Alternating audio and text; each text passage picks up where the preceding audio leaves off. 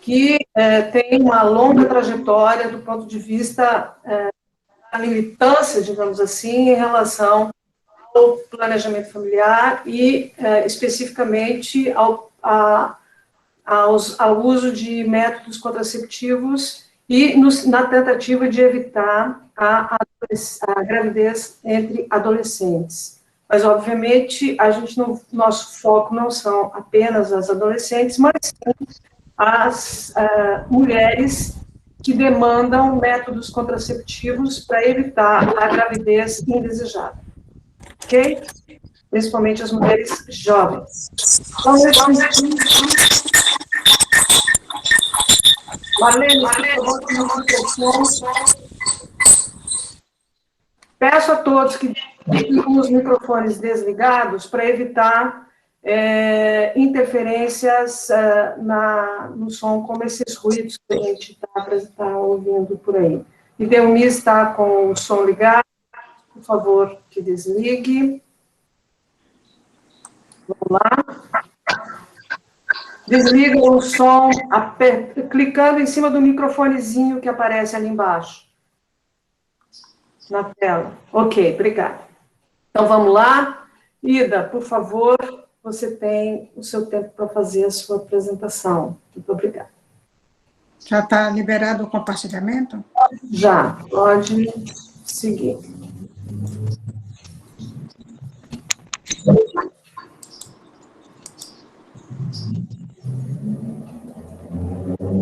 Oi? Está aqui, né? Aí, já. Pronto. Então, bom dia a todos e todas. Eu acho que ainda tem o microfone aberto. Você pode fechar os microfones aí, Ana, se você... Eu sei. Vou fazer isso agora, já fiz. Aí você está com o teu som desligado, aí você precisa ligar. Senão ninguém me ouve. É. Bom dia a todos e todas. Deixa eu ver se aqui também está tudo ok. Se meu som aqui está fechado, aqui está. Som fechado, microfone desligado aqui.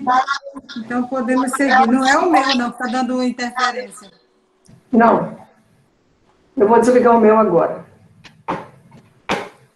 Bem, então, bom dia a todos. É um enorme prazer estar aqui. Né? Estamos com duas regionais de saúde, a região central e a Vale do Guaporé. Eu falo em nome da Associação de Ginecologia e Obstetrícia de Rondônia, a instituição que congrega todos os ginecologistas e obstetras do Estado, e a gente tem um esforço grande também, e tem o enorme prazer de receber aqueles que não são ginecologistas de formação, ou não têm título, não têm residência nesta área, mas que fazem ginecologia e obstetrícia por esse estado afora, né? E nós somos gratos a esses colegas que estão atendendo as mulheres naqueles lugares onde a gente não consegue estar. E nós temos uma trajetória, como disse a Ana, na defesa dos direitos sexuais e reprodutivos das mulheres, especialmente a redução da gravidez não intencional através do fornecimento de métodos contraceptivos eficazes, né? Nós acreditamos mesmo que essa é a melhor forma, é a forma mais custo-efetiva de reduzir mortalidade materna. Por isso, nós estamos aí há 40 anos nessa luta e temos bons resultados, como a gente vai mostrar aqui, mas precisamos melhorar. E para melhorar, nós precisamos de todos, especialmente dos colegas que estão aí no Mais Médico, porque estão na atenção básica e é onde estão a maioria das mulheres, né?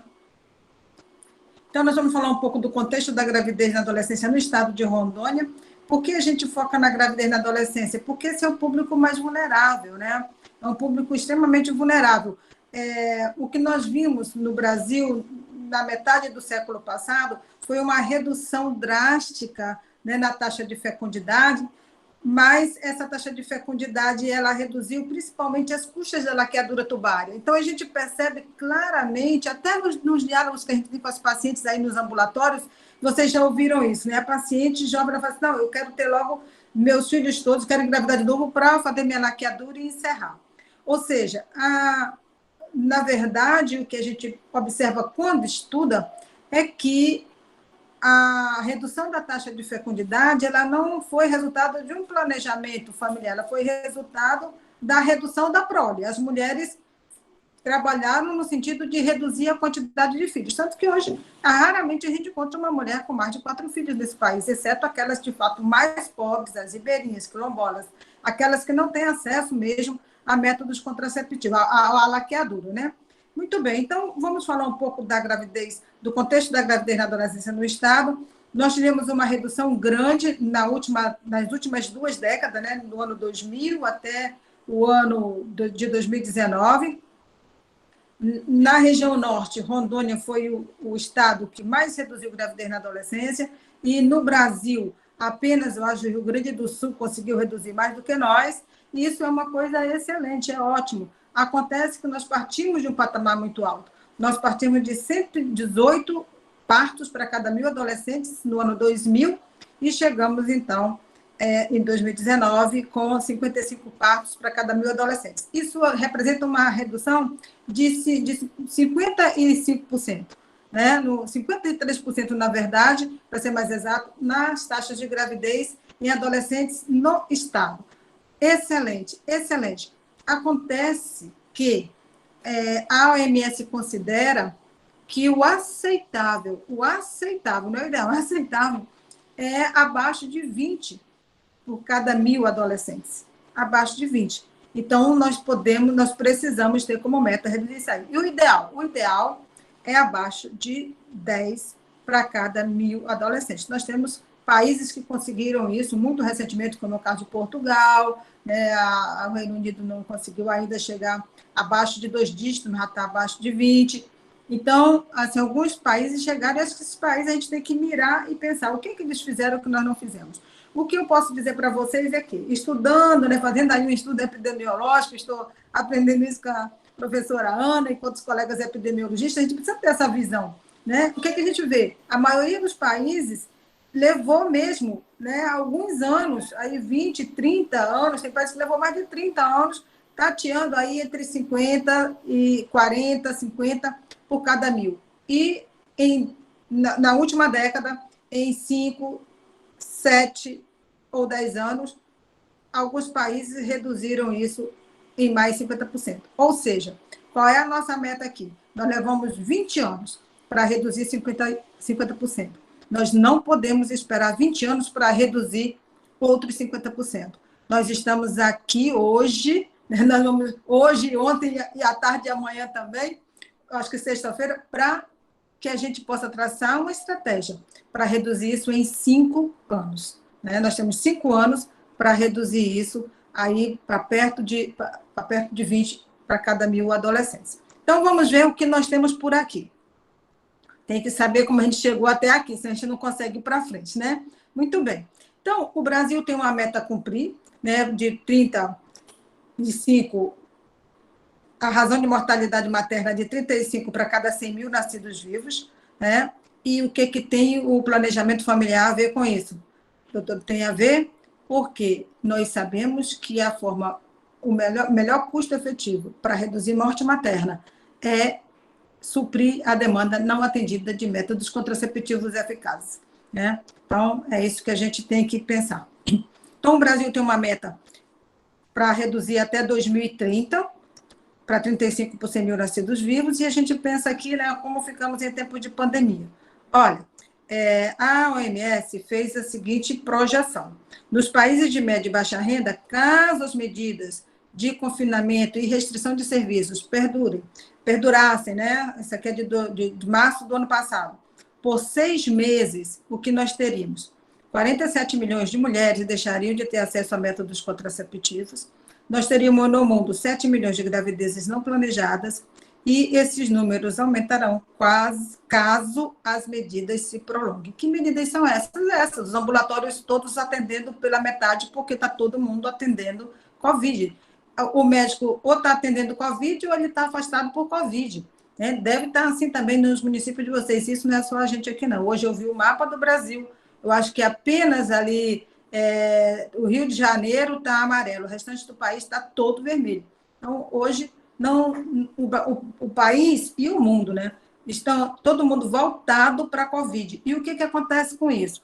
Acontece que os serviços de planejamento familiar foram os primeiros a ser suspensos aqui, onde tinha serviço de planejamento familiar, como era o nosso caso, que eu sei que na maioria dos municípios do estado não tem, né? Então, aqui o que tinha acabou, porque os médicos foram deslocados para atender as pacientes de alto risco, grávidas de alto risco com Covid, etc. Com o tempo, nós conseguimos restaurar o atendimento e hoje nós estamos atendendo, porque a gente conseguiu convencer os gestores de que isso era fundamental. A ONU tem uma orientação para isso. A ONU diz que, em tempos de calamidade, alguns serviços não podem faltar. Planejamento familiar, pré-natal, assistência ao parto, atendimento às vítimas de violência e atendimento às mulheres vivendo com IST. Por quê?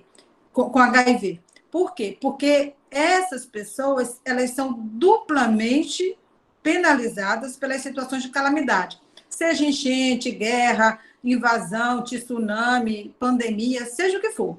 São as pessoas que vão morrer mais. Escapa da Covid e morre de parto. Então, esses serviços não podem faltar. Muito bem, e por que a gente precisa investir em planejamento familiar? Não é raro a gente ouvir o gestor dizer que é caro, tudo é caro, que não tem dinheiro. Não é para ter mesmo, não, porque o dinheiro público não é para sobrar, é para estar investido. O que o gestor precisa fazer é tirar de algum lugar e colocar aqui, entender que isso é prioridade, né? Como diz um velho amigo meu, a gente precisava dar para cada gestor uma calculadora, porque quando ele dissesse que comprar um método contraceptivo, e aí quando eu falo de método contraceptivo eficaz, eu estou falando de DIU de cobre, DIU, Mirena e implantes. É disso que eu estou falando. Esses são os métodos eficazes, métodos reversíveis, naturalmente, né? Não estamos falando aqui dos métodos definitivos. Então, quando um gestor diz que um Mirena, que custa aí 30, 40 reais, ou mais do que... Não, Mirena custa mais do que isso, que custa 30 reais é um DIU de cobre. Mas o Mirena deve custar hoje, para comprar em grande quantidade, uns 250 reais. Um Implanon custa 300 reais para comprar em grande quantidade. Quando ele diz que isso é caro, é só fazer a conta. Custa 300 reais um Implanon e um parto hoje no SUS, um parto custa 3.200 reais.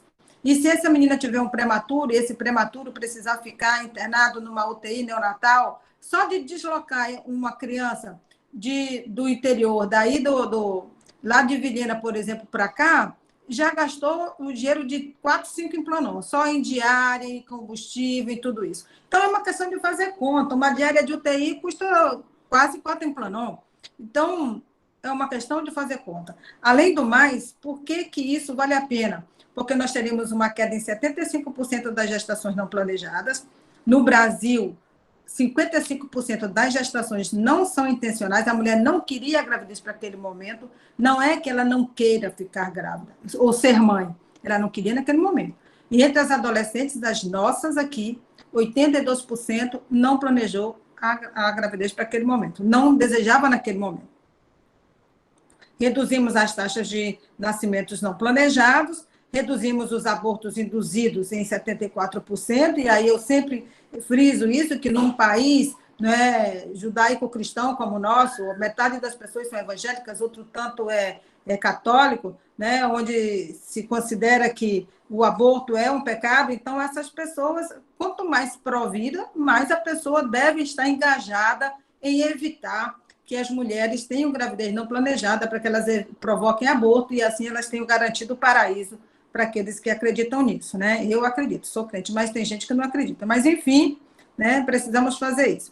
As mortes neonatais podem ser reduzidas em 80% e as mortes maternas em 73%. Então, a OMS ela estima que após a pandemia nós teremos um incremento nas mortes maternas de 25%.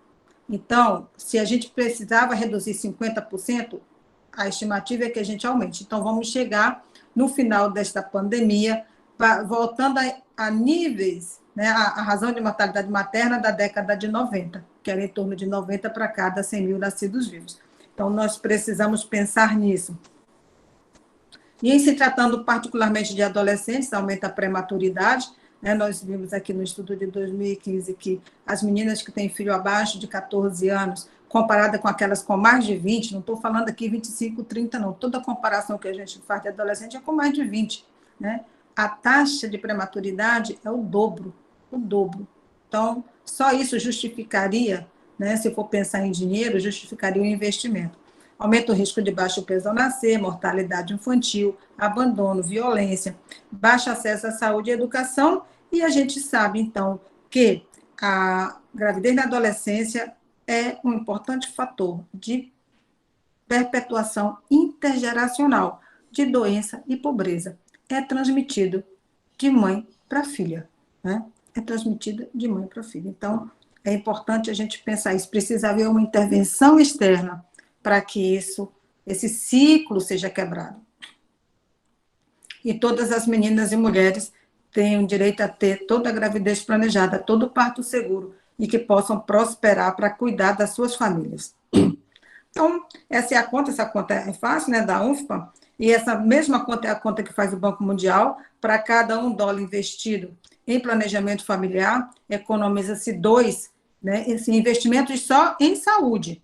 Economiza $2 de gastos em saúde, que pode ser investido em outras coisas. Sem contar que o estudo do Banco Mundial, um estudo que foi feito muito recentemente, que está publicado, que o Brasil, se adiasse a gravidez para depois dos 20 anos, não é 30, não, depois dos 20, né, haveria um aporte de mais de $3 bilhões no PIB do país.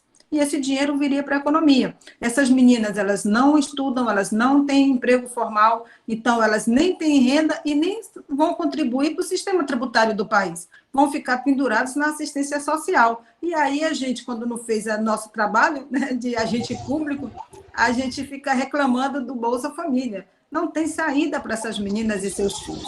Então, a gente precisa pensar em tudo isso.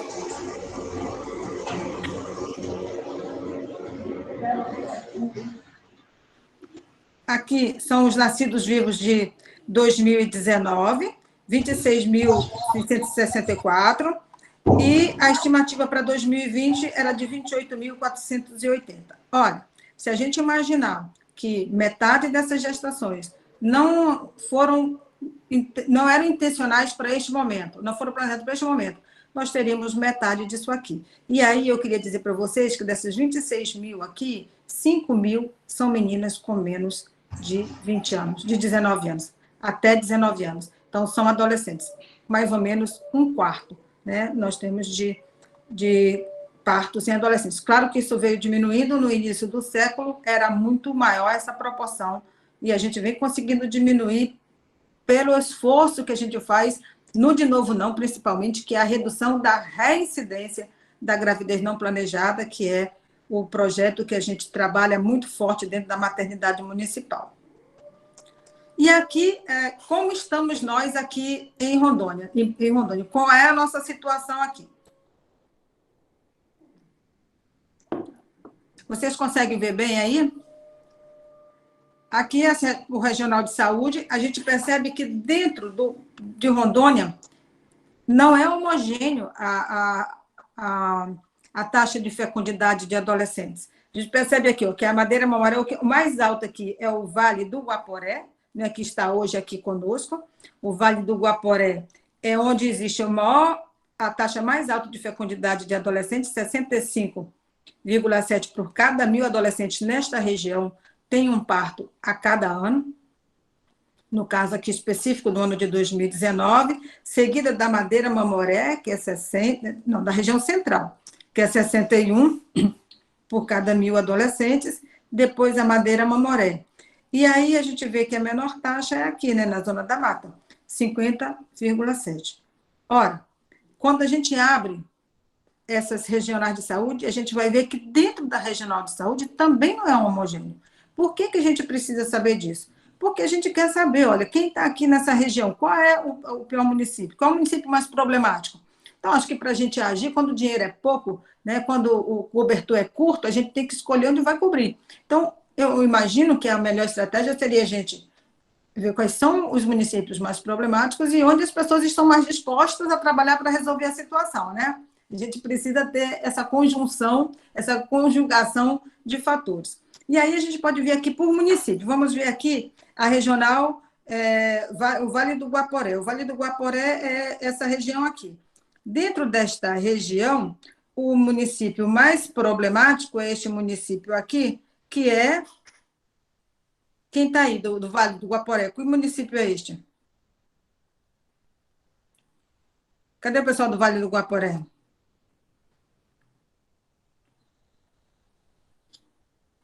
Ninguém. Eu estou sozinha. Que município é esse? Quem é bom de geografia? Eu não olhei lá. É a Elvia, que município é esse, a Elvia? Acho que é São Francisco, não? Acho que esse município é São Francisco do Guaporé. Eu acho que é São Francisco. Pronto. Então, não é de se estranhar que o Vale do Guaporé é também a regional de saúde com a maior razão de mortalidade materna, com a maior taxa de mortalidade materna no estado, que foi no ano de 2019. Então, percebam que isso está muito ligado, né, à quantidade de gravidez não intencional, e, inclusive, e aí mais especificamente gravidez na adolescência, e mortalidade materna. Então, esta aqui é a regional que tem maior taxa de gravidez na adolescência e maior mortalidade materna também. E aqui na região central, aqui é a região central, aqui eu já conheço um pouco melhor, nós temos aqui o município mais problemático, é Jorge Teixeira, aqui, ó. Governador Jorge Teixeira. É o mais problemático com 82, mas depois nós temos outros municípios aqui também com altas taxas, né? Aqui 74, aqui 61. Deixa eu pedir aqui ajuda aos universitários. Que município é esse aqui? Vou pedir ajuda aos universitários, que a gente já sabe. Que município é este aqui, ó? Aqui. Aqui é o governador Jorge Teixeira, eu sei porque me chamou muita atenção, porque é um município que é um dos municípios com mais alta taxa de gravidez na adolescência. Aí nós temos aqui outro com 74, um com 66, e por aí que vai. Bom, então... Deve ser Médici, alguma coisa Médici, assim. É Médici, exatamente, é Médici. Então, esse aqui é Médici. Esse aqui, ó, esse que tem essa flechinha na ponta aqui do lado, esse com essa flechinha na ponta aqui vai ser Ouro Preto do Oeste. Ouro Preto Oeste, pronto. É um município que está no eixo da BR, né? Não justifica. E aqui, governador Jorge Teixeira, quando eu digo não justifica, é porque tem mais fácil acesso, né? E governador Jorge Teixeira. Então, eu acho que os colegas desses municípios estão aí. Para que serve isso? Só para a gente pensar como é que nós vamos fazer, o que, é que a gente pode contribuir para reduzir isso, para mudar esse cenário, que é o que interessa, né? Como nós podemos mudar este cenário. Muito bom. Aí, quem são essas meninas? Olha só, como são as nossas meninas? Nós temos aqui, esse aqui é o do nosso estudo, é um estudo até com um N bastante razoável, são 530 meninas. Felipe levantou a mão. Continuamos até o fim ou paramos para responder? Ana, vamos continuar até o final e aí depois para os questionamentos. Para eu poder cumprir meus 30 minutos. Muito bem. Então, nós temos aqui, ó, nós vamos ter depois 40 minutos para conversar. A gente pode ver aqui que a menarca das meninas, das nossas meninas, ela é igual no Brasil inteiro, 12 anos e 2 meses mais ou menos. A sexarca ocorre, em média, 2 anos depois, e a primeiro parto, mais de 2 anos depois, para aquelas que têm filhos, né? Então, veja bem, nós temos aqui um período de mais ou menos 1 ano, 1 ano e meio, para proteger essas meninas. Da menarca até a primeira relação sexual, até a sexarca, nós temos 2 anos para ensinar para ela, para conversar, para postergar, para empoderar, para fazer tudo aquilo que está previsto nos planos de ensino do MEC, do Ministério da Saúde, no SPE. Então, tudo isso aqui é o tempo que a gente tem. Depois disso, nós vamos ter pouco tempo, porque não são só as nossas meninas que têm relação sexual nessa idade, não são só as que têm filho. A pesquisa da SPE nas escolas, no ano de 2018, constatou que 30% dos alunos até 14 anos já tiveram a primeira relação sexual, e até 18, praticamente 100%. Então, partindo dessa constatação, desta realidade, a gente sabe que tem que proteger, né? A gente sabe quantos adolescentes nós temos no estado de Rondônia. Em média, entre 15 e 19 anos, é 2,5% desculpa, 5,5% da população. 5,5% da população está nessa faixa, de 15 a 19 anos. Então, é só a gente fazer a conta e saber quanto é que a gente tem, qual é o volume de serviço que a gente tem aí pela frente.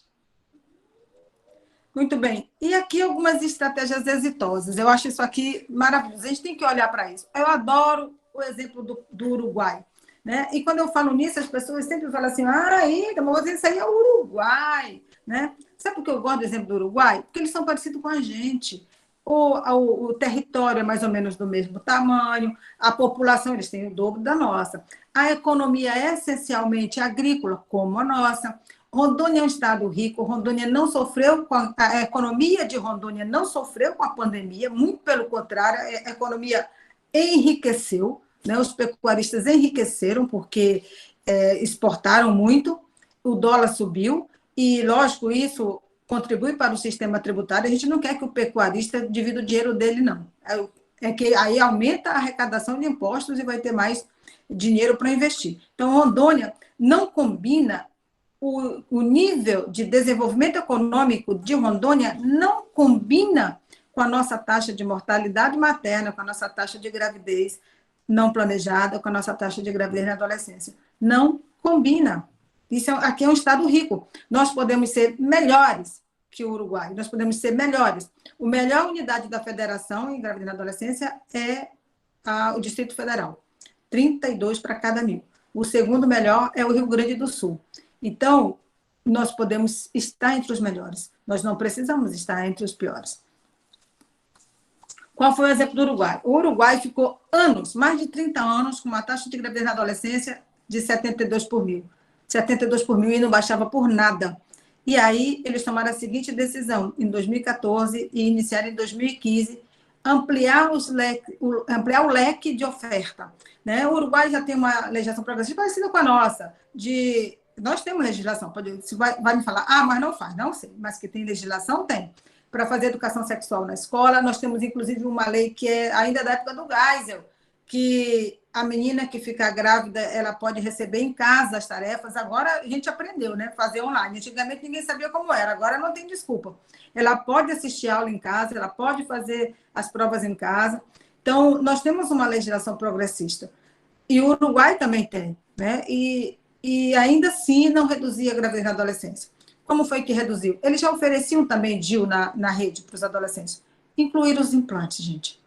E quando eu falo em implante, no Brasil só tem um, que é o Implanon, mas existe outro, que é o Jadelle.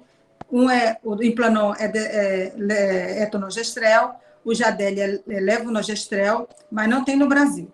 Então, quando eu falo em implante, é porque para adolescentes, todos os estudos do mundo já comprovaram que ele é muito mais fácil de a gente lidar do que o DIU. E é um a mais. Se metade das meninas usam DIU, a outra metade pode usar Implanon. Então, a gente precisa aumentar esse leque. E foi isso que o Uruguai fez. E sabe o que aconteceu? Eles reduziram isso em 3 anos. Eles reduziram 30%. 3 anos. Certo? Mas não foi só o Uruguai que conseguiu isso, não. Portugal não está aqui, mas Portugal também conseguiu. Foi de 18 para 8 em 3 anos. Mas aqui o Reino Unido, vamos pensar no Reino Unido, né?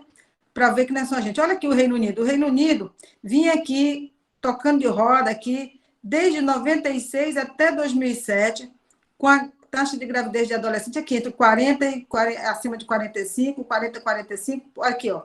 E não baixava. Não baixava. E ele, tirando os Estados Unidos, que eles lá têm muito problema também com a gravidez na adolescência, tirando os Estados Unidos, eles eram o país com maior taxa de gravidez na adolescência da União Europeia, né, dos países desenvolvidos. E aqui, no caso, a União Europeia. O que eles resolveram fazer aqui, em 2007?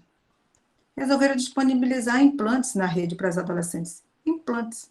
Para todo mundo, na atenção básica. A atenção básica funciona muito. Na atenção básica, não é no ginecologista, é na atenção básica. Né? O DIU também é na atenção básica. E aí, vejam aqui o que aconteceu em 7 anos. De 2007 para 2014. Olha aqui.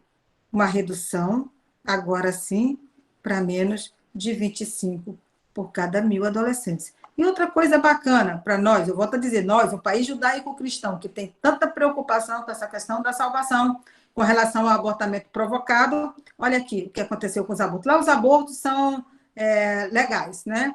Mas quando eles ofereceram em Planon, os abortos também caíram. E, paralelo a isso, caiu também a morte materna. Então, de fato, ampliar o leque de oferta na rede é a forma melhor que a gente tem para reduzir abortamento e para reduzir morte materna.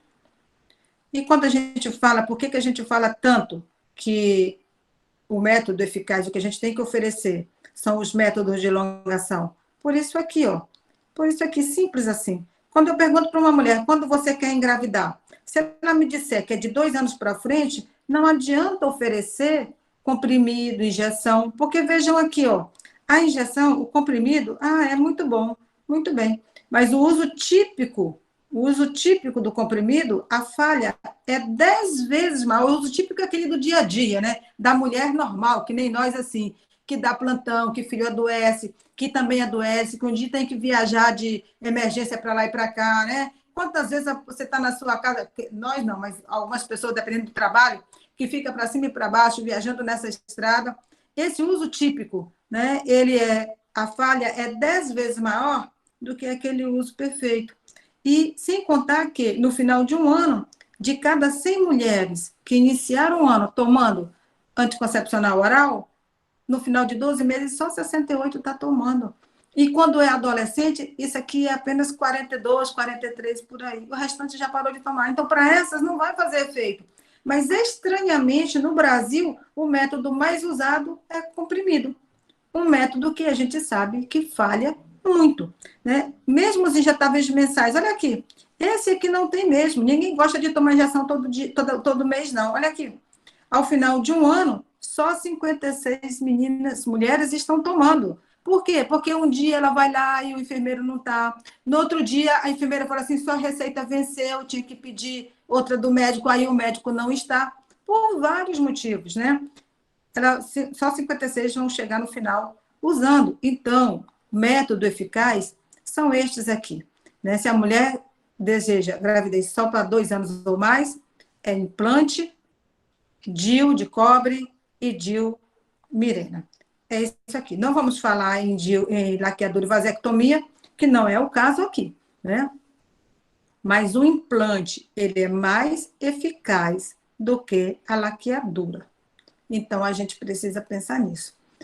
E no final de cada ano, de cada ciência, que é no geral, com as meninas adolescentes, essa adesão é maior.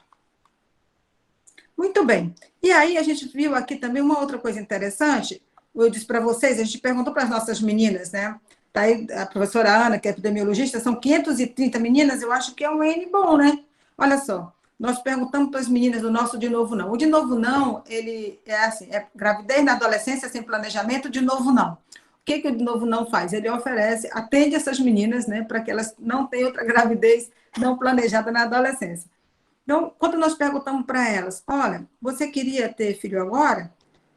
Quase 82% não queria gravidez para esse momento.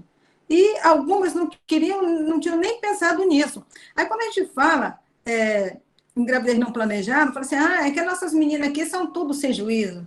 Olha nos Estados Unidos, 82% das gestações de adolescentes também não são planejadas. As nossas meninas não são diferentes das outras, elas são apenas meninas. E é assim que nós temos que vê-las. Elas são responsabilidade nossa. Ninguém, com exceção de alguns, né, iluminados, mas ninguém com menos de 16 anos tem capacidade de tomar decisão positiva por iniciativa própria. Precisa de cuidados. E aí, o que nós temos com isso? Nós temos muito a ver. Nós vamos já falar sobre isso também. Qual é o nosso papel nessa brincadeira? Então, a maioria, algumas meninas aqui, quase 20%, não havia sequer pensado em ter filho.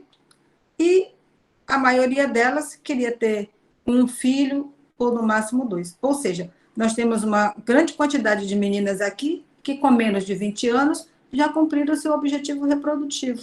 Com meninas de 20 anos, que era ter um ou nenhum filho. Algumas até já ultrapassaram. E 23% delas já teve 2 na adolescência. 2 ou mais. Olha aqui, 23%. Essa não tem desculpa. Porque essa menina passou pelo pré-natal. Essa menina teve esse filho numa maternidade. tem muita chance de ela ter ficado internada muitos dias com o filho dela na maternidade, onde está cheio de médico, ginecologista, obstetra, pediatra, enfermeira, e ninguém ofereceu um método para essa menina. Ninguém ofereceu um DIU para essa garota, um implante. Então, essa não tem desculpa mesmo, né? Por isso que a gente foca muito no de novo não, porque essa mesmo é responsabilidade nossa, né? E algumas nem querem mais filho, né? Quando a gente perguntou quanto mais deseja ter, é natural. Ela só queria um ou não queria nenhum, então ela não quer mais nenhum. E daqui a quanto tempo quer ter filhos, a gente vê aqui que praticamente 100% só quer de 4 anos ou mais para frente. Então, para essas aí, não adianta oferecer comprimido e injeção de mês, pessoal, não adianta. E aí, a pergunta que eu coloco para cada um aqui é essa. E você? O que é que você pode fazer? Né? Para cada um perguntar para si. E eu? O que, é que eu posso fazer? Aqui, agora, com o que eu tenho. Ah, porque tinha que ter feito no pré-natal. Eu ouvi muito isso na maternidade municipal, quando a gente começou com essa ideia de inserir DIU pós-parto, que é o que a gente tinha e é o que tem até hoje. Ah, mas por que não falou no pré-natal? Como é que a gente vai oferecer DIU se a menina nunca falou, ninguém falou para ela nada no pré-natal? Ah, vamos falar aqui agora. Ela vem ter filho, vai ficar de 8 a 12 horas em trabalho de parto. Vai passar mais 24 horas aqui dentro. É tempo suficiente para falar. Então, nós vamos oferecer para ela. Ah, mas tinha que ir para a escola. Adolescente tinha que ir para a escola, fazer na escola. Não, eu não vou para a escola. Sou plantonista da maternidade. Então, a escola ensina na escola. Nós aqui, o que vamos fazer dentro da maternidade? O que nós temos? DIU. Então, o que nós vamos fazer? Inserir DIU. Que nem aquela tirinha, né? O que é que nós queremos? Que as meninas não engravidem. O que é que nós temos? DIU de cobre. Então, é isso que nós vamos oferecer. Porque nós estamos aqui. Ah, mas tem que ser a família. Sim, na maternidade tem sempre alguém da família junto, sempre tem um acompanhante. Pergunta, eu não vou para a casa dela, eu não vou na casa dela ajudar essa menina, a mãe a orientar essa menina. A mãe também nem sabe, né? As mães dessas meninas já tiveram o seu direito negado, foram mães adolescentes também. Né? Então, na maternidade, o que a gente fez? Inserimos DIU pós-parto, começamos em 2006, né? Inserir DIU pós-parto. A portaria do Ministério da Saúde para DIU pós-parto é de 2017, mas nós já fazíamos desde 2006. Começamos a fazer laqueadura e vasectomia. E aqui outra coisa interessante. Quando a gente começou a oferecer vasectomia, todo mundo dizia assim, ah, mas os homens não querem, não. Ainda mais aqui, numa maternidade. Vamos oferecer para ver? Vamos ver se a gente oferece ainda de novo. E ninguém quer o que não conhece. Então, vamos oferecer. Começamos a oferecer 3 dias por semana, fazia 3. Quando começou a pandemia, que o serviço foi fechado, fazia 5 procedimentos, 5 dias por semana, de segunda a sexta. Se fazia muito mais vasectomia do que laqueadura. 25 vasectomias por semana. E quem pode fazer? É obrigado a ser urologista? Não, isso aqui é simples. Quem começou a fazer fui eu e outro colega ginecologista. Quando começamos a fazer aqui ainda, em 97, no hospital de base. A gente fazia. Até que um colega urologista resolveu, não, Lídia, pode deixar que eu vou fazer. Eu, bacana, então tá. Mas quem fazia era eu. Porque eu fui treinada, então só precisa ser treinado, só precisa ser médico, porque ato médico precisa ser treinado, precisa querer fazer. Então, hoje, né, não fazemos, está tudo suspenso, mas fizemos muito. E fizemos o de novo não. Né? O de novo não é esse foco naquela mulher que está dentro da maternidade. Por quê? Porque é lá que nós estamos. Então, é lá que nós vamos fazer. Oferecer DIU pós-parto. E aí, em 2017, nós conseguimos 500 implantões, né, na gestão passada, que são essas meninas do projeto que nós temos aqui. E, quando chegou a pandemia, cancelou tudo. Ah, não podemos fazer mais nada. Nós decidimos, nós podemos fazer sim. Nós podemos e nós vamos fazer. E aí nós criamos o Covid Mulher na época, agora mudou de nome. Eu não gosto mais desse nome, eu estou tão traumatizada com o Covid que eu não quero mais esse nome aqui. Nós já mudamos. Agora é o de novo não online. Na verdade, nós chamamos de assistência remota em planejamento familiar. É o nome agora, assistência. Por quê? Porque nós assistimos mesmo a mulher desde o momento que ela entra em contato conosco até o momento que ela resolve o problema dela, ou que ela insere o DIU, ou que ela começa a tomar a injeção, o que for a dificuldade dela. A gente só desliga, só encerra o atendimento quando, de fato, o problema está resolvido. Né? Então, aí nós passamos a oferecer esse número do WhatsApp, está aqui a residente que está conosco aqui, a Joyce, né? esse é um serviço em parceria com a residência médica do HB e a residência médica da maternidade. Eu estou sempre atendendo, eu junto com uma residente, agora são 2 residentes, a gente tem também um chat para atender. A gente sabia fazer isso? Não, não sabia. Eu quero dizer para você, eu sou uma senhora de 64 anos, eu vou dizer para você, eu só sabia usar o telefone para telefonar. Eu só sei usar o negócio, só sabia usar o Gmail para mandar e-mail. Hoje eu uso para fazer fórum de discussão, eu uso para atender paciente. Hoje eu uso o WhatsApp para atender mulheres e isso é um sucesso, né? A gente tem um número enorme de mulheres que nós ajudamos através de um negócio, de um instrumento tão simples, gente, uma ferramenta tão simples que é o WhatsApp, né? E aí eu volto a pergunta para cada um que está aí, né? Para os 42 que estão aí, 81, né? 81 pessoas nós temos aqui. Nós podemos fazer a diferença. O que eu quero saber é o que você pode fazer, né? A Mailene, a professora Mailene, a professora Ana, elas estão fazendo, que foi nos juntar aqui, né?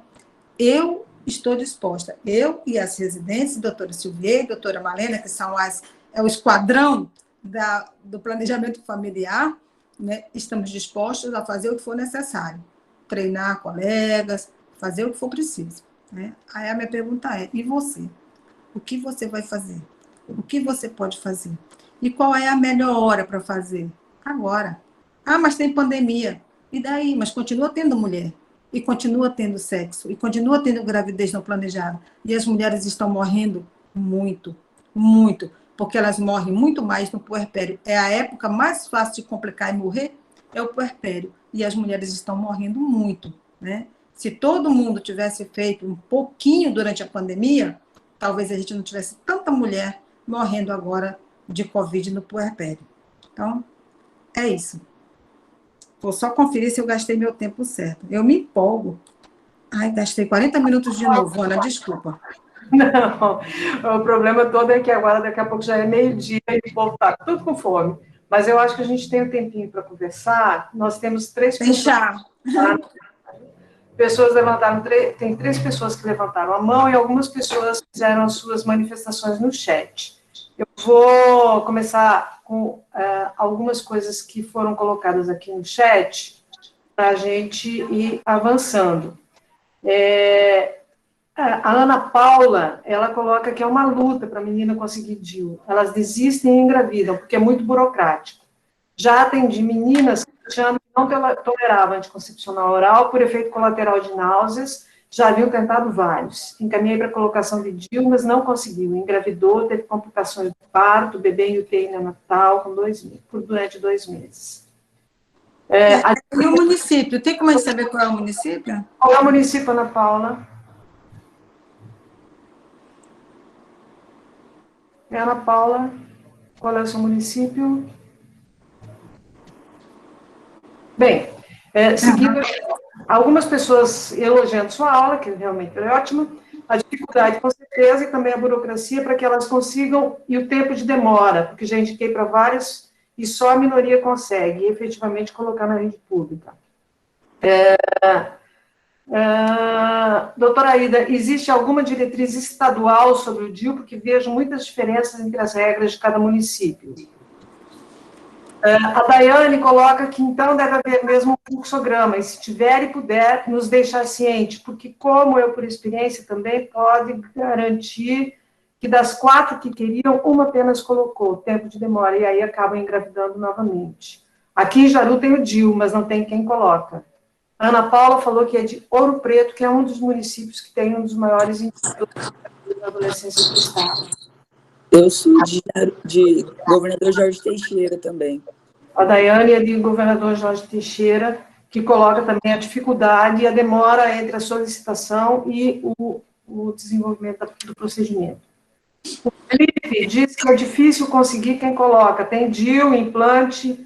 Eu não conheço onde coloca. Dizem que em Porto Velho. São excelentes métodos. A Joyce diz lá que, exatamente, falta capacitação de profissionais para inserção do DIU. Algo simples, rápido, barato e duradouro. Ida, contigo. Ok.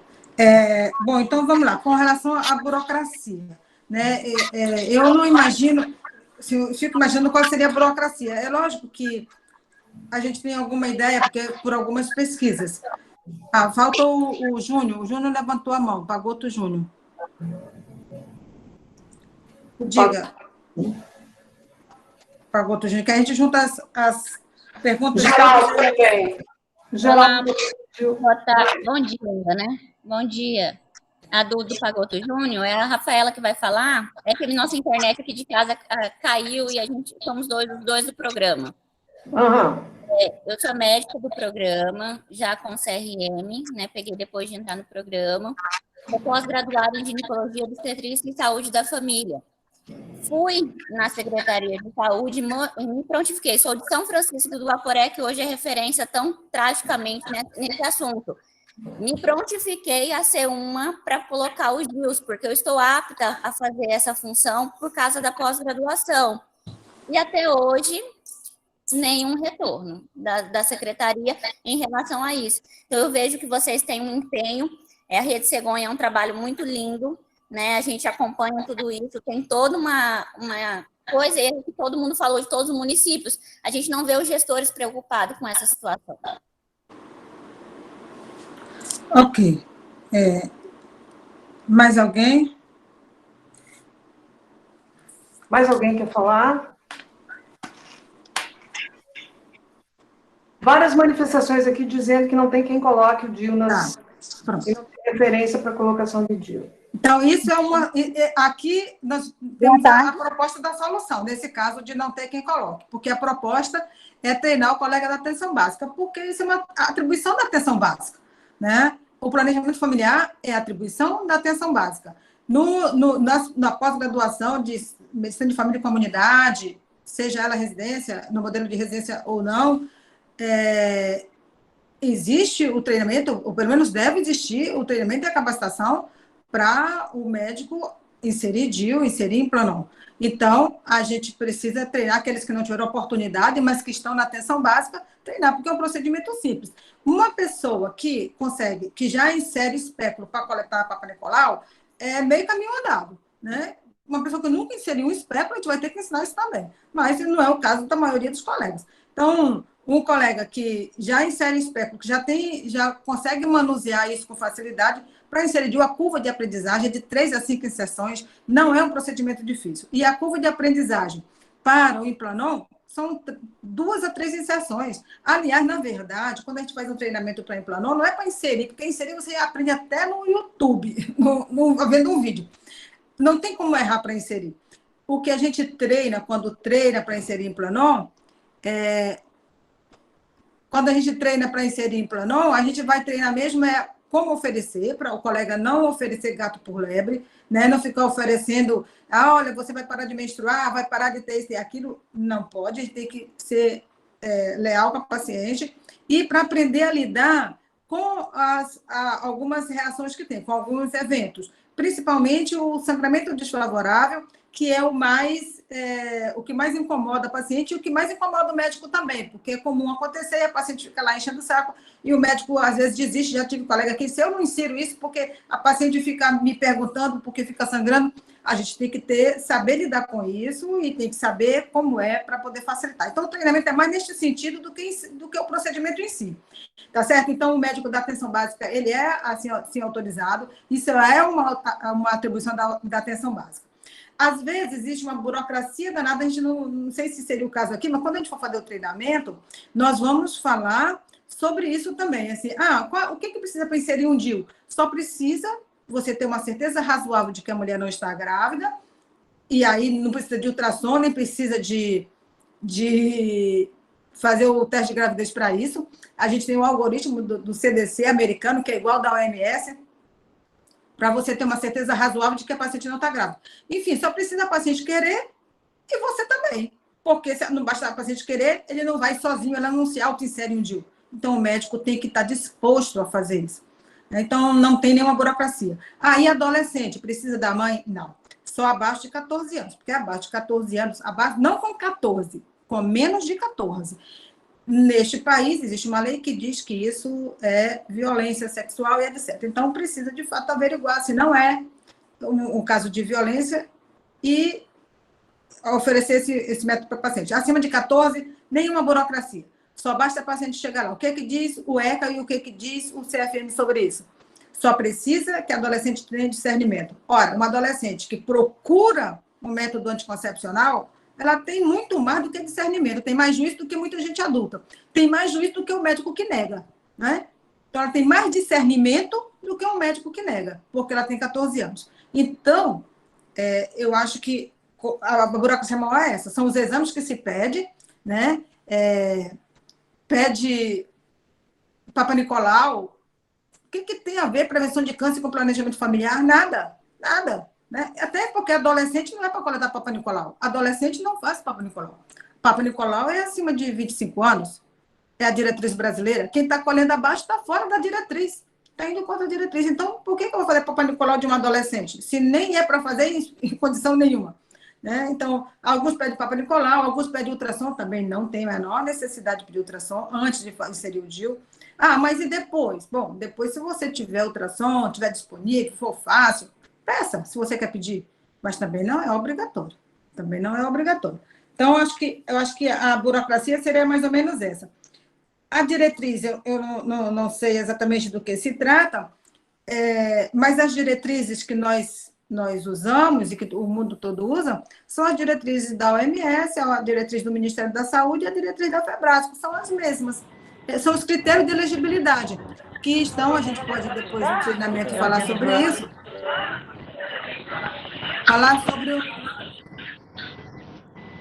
os critérios de elegibilidade da OMS. Essas são as diretrizes.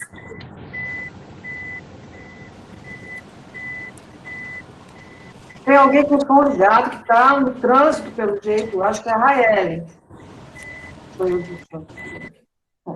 Pronto. E com relação a isso, o critério de elegibilidade, a idade e a paridade não são critérios de exclusão para a inserção de DIU. Então, a diretriz é essa, né? O critério que a gente usa é o da OMS, que é o mesmo do CDC, que é o mesmo da FEBRASCO, todo mundo adota. O fluxograma, eu acho que é mais ou menos isso também, né? O que pedir antes ou não, eu não sei, seria isso? Quem perguntou sobre o fluxograma? E com relação aos gestores, pessoal, assim, o DIU é fornecido pelo Ministério da Saúde, a gente precisa pleitear junto aos nossos gestores, eu não sei se tem alguém aqui representando os municípios, né? O que a gente precisa fazer é advocacy para comprar implanon, comprar os implantes. Aqui em Porto Velho já tem, no município de Porto Velho tem uma lei, eu tenho conversado com a Secretaria de Saúde, os vereadores dos municípios, para também fazer uma lei, porque se tiver uma lei, fica mais fácil a gente, né, usar isso para o gestor comprar, fazer um investimento, né? Não adianta ter só a vontade. Mas o DIU, ele é disponível, o Ministério da Saúde disponibiliza DIU para esse país inteiro, e esse país inteiro joga DIU fora, né? Joga de muito. Aqui em Rondônia até não joga muito, porque Porto Velho manda buscar tudo. Todo mundo que sobra DIU, a gente recolhe e insere aqui, faz mutirão, não joga fora. Mas ainda assim, aqui e acolá, não joga. Então, seria isso. Temos ainda 3 minutos para vocês perguntarem. Não, por mim, pessoal, não tenho pressa, tá? A pressa é de vocês, eu não tenho. Tem algumas pessoas aqui colocando que os especialistas vão impedir esse tipo de atividade na atenção primária. Gostaria de ressaltar que essa é uma atividade da atenção primária à saúde. Essas ações, elas estão previstas nas estratégias e na legislação, onde está o Plano Nacional da Atenção Básica coloca isso claramente, portanto, isso é conversa, né? Então, é prerrogativa, sim, da atenção primária esse tipo de atividade. Sim, claro.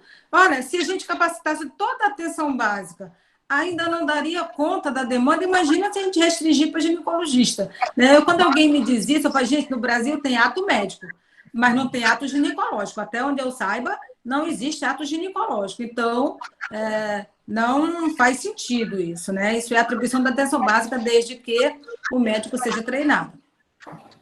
Bem, uma coisa que a gente está conduzindo, e várias pessoas se colocaram aqui desta maneira, é no sentido de que é possível a gente implementar essas atividades, desde que haja capacitação, treinamento dos profissionais nos métodos de longa duração, seja esses métodos em Planon, ou seja também colocação do tipo de DIU que for o caso. Então, o que a gente precisa encaminhar é no sentido de fazer um levantamento dos profissionais que estão interessados em fazer essa capacitação, em fazer esse treinamento, e a partir daí, estabelecer como é que esse treinamento vai ser desenvolvido.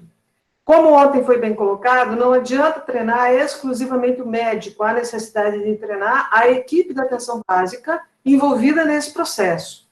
Então, acho que é um compromisso que a gente pode assumir, no sentido de construir esse processo de capacitação e de treinamento para disseminar essas práticas.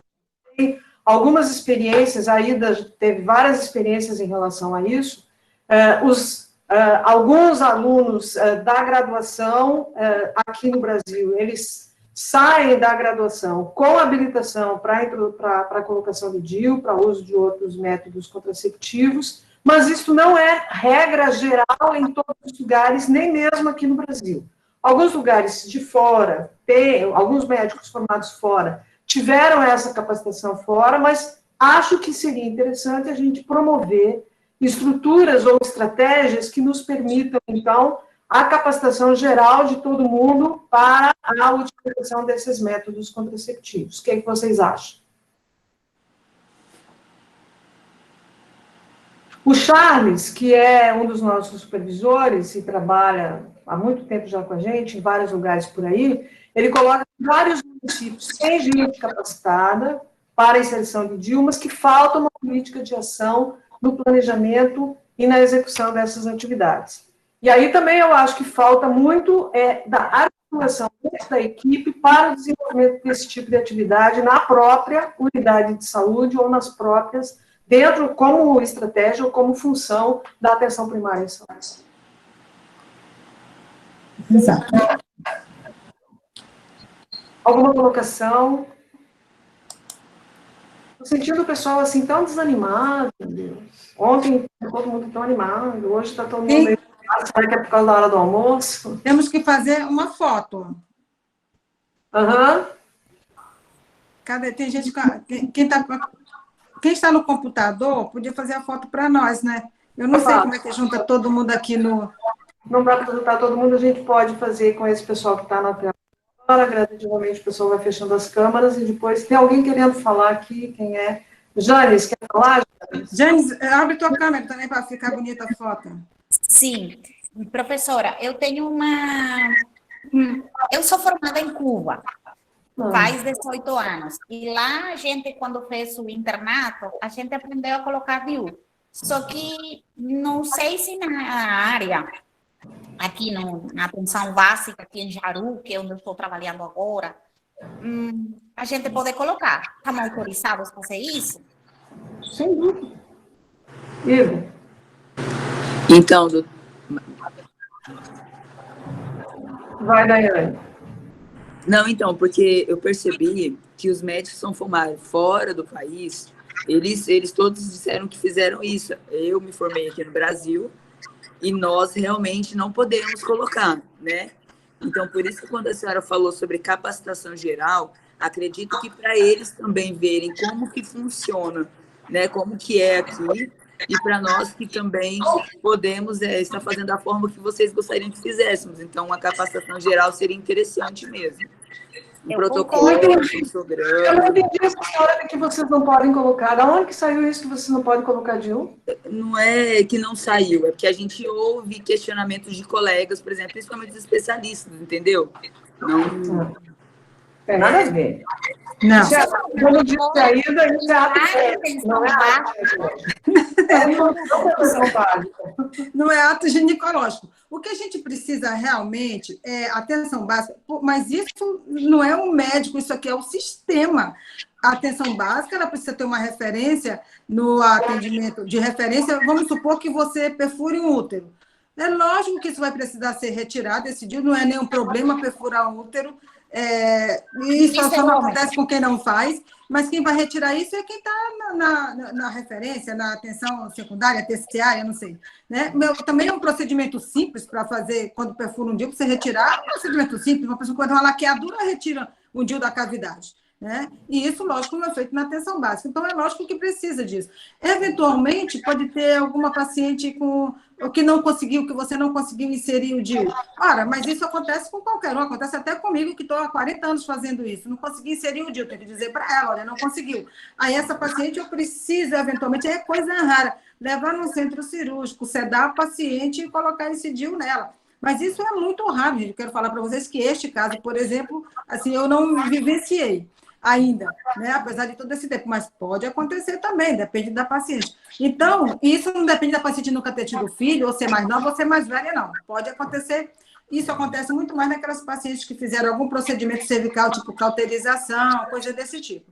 Então, isso pode acontecer, mas, no geral, é um procedimento com baixíssima taxa de complicação. Eu só acho que a gente tem que ter uma referência, porque é muito bom, até entre nós, especialistas.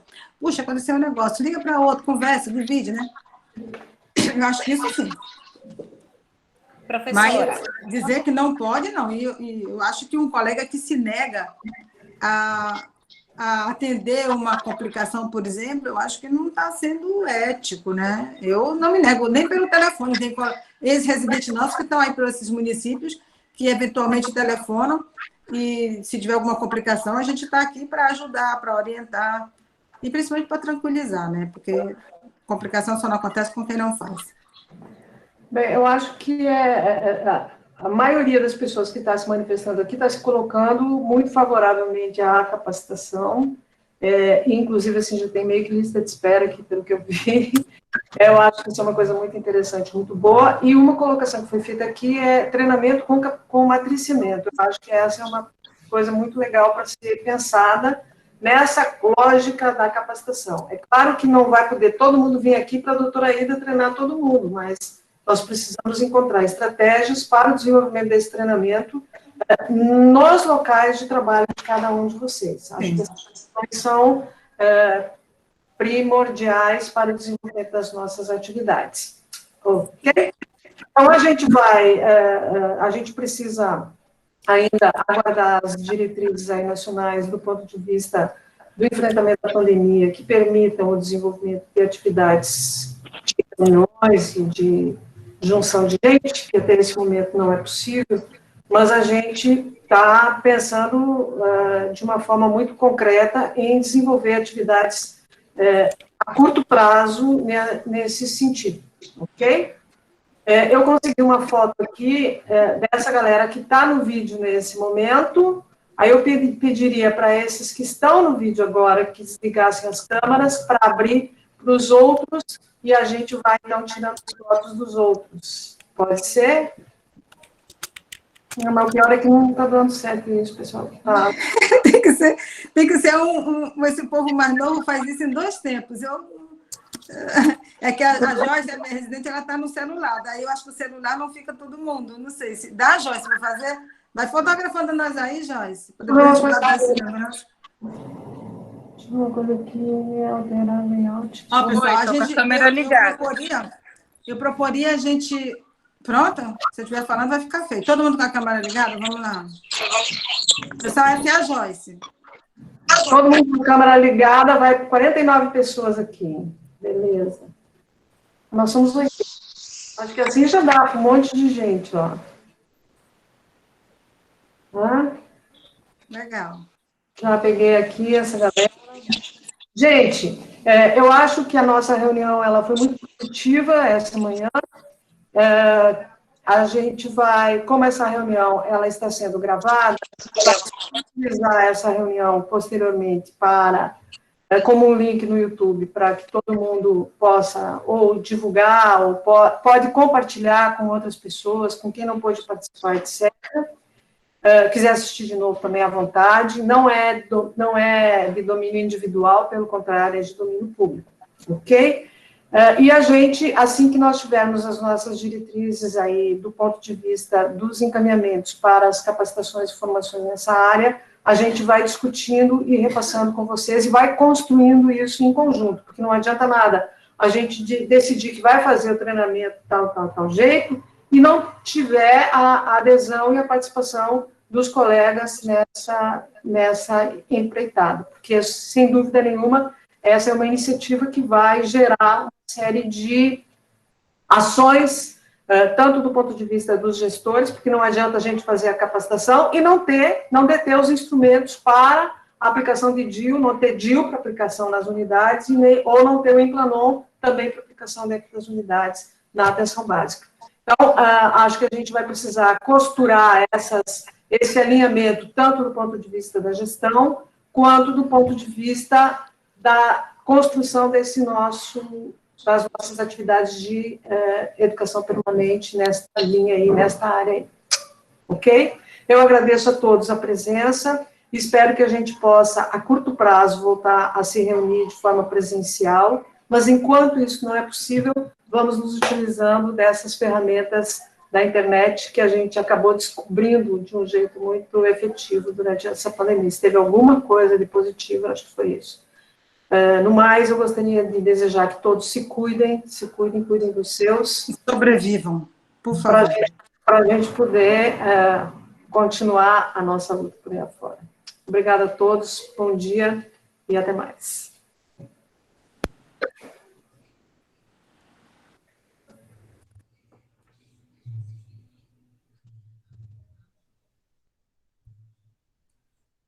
Podemos desligar, né?